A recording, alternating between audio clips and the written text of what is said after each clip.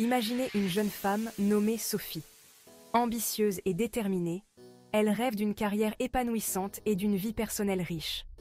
Elle dévore les livres de développement personnel, participe à des ateliers et se fixe méticuleusement des objectifs. Sophie croit que le développement personnel est la clé pour libérer son plein potentiel.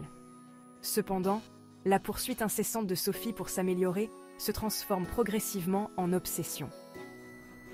L'enthousiasme initial de la croissance personnelle cède la place à une pression constante de réussir. Elle se retrouve constamment en train de se comparer aux autres, cherchant toujours plus, jamais vraiment satisfaite de qui elle est aujourd'hui. Plus Sophie aspire à cette version idéalisée d'elle-même, plus elle semble devenir insaisissable. Les outils même destinés à la libérer sont devenus sa prison. L'industrie du développement personnel perpétue souvent l'idée que nous sommes intrinsèquement imparfaits et que nous avons besoin d'être constamment réparés. Sophie, prise dans ce cercle vicieux, commence à ressentir le côté négatif du développement personnel. La pression constante de s'améliorer, de réussir, de devenir la meilleure version d'elle-même commence à lui faire payer un lourd tribut. Elle se retrouve constamment en train d'analyser ses défauts, en se concentrant sur ce qui lui manque plutôt que d'apprécier ce qu'elle possède déjà. Cette poursuite incessante du développement personnel conduit à un sentiment constant d'insatisfaction.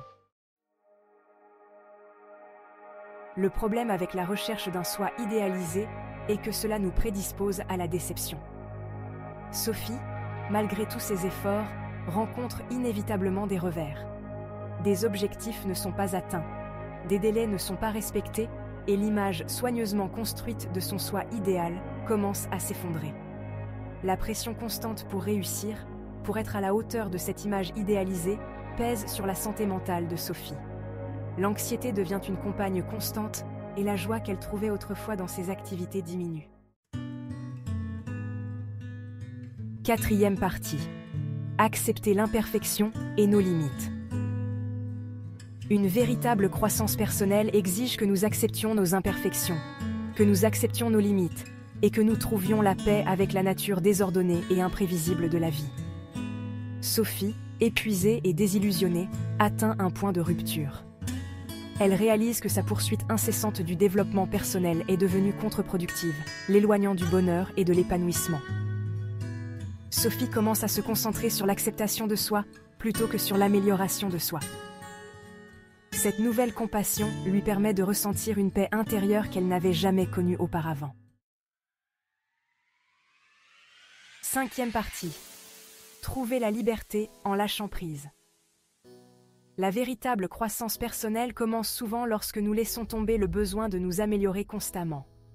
Lorsque nous relâchons la pression pour atteindre une version idéalisée de nous-mêmes, nous sommes libres d'explorer notre véritable potentiel. Le cheminement de Sophie pour se détacher du soi idéalisé n'est pas facile. Cependant, à chaque pas qu'elle fait vers l'acceptation de soi, elle éprouve un sentiment de libération. Elle n'aborde plus ses passions avec un sentiment d'obligation ou un besoin de réussir.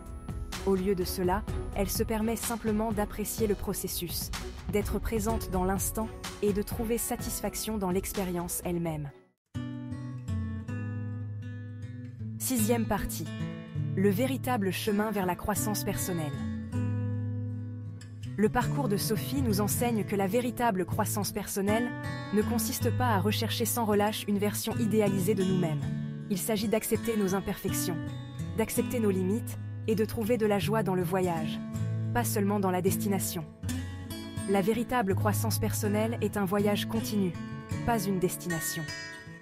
Il s'agit de reconnaître que nos imperfections ne sont pas des défauts à corriger, mais plutôt des parties intégrantes de ce qui nous rend uniques et beaux. N'oubliez pas que la véritable croissance personnelle ne consiste pas à devenir quelqu'un d'autre, mais à devenir plus pleinement soi-même. Embrassez le voyage et découvrez la joie de devenir.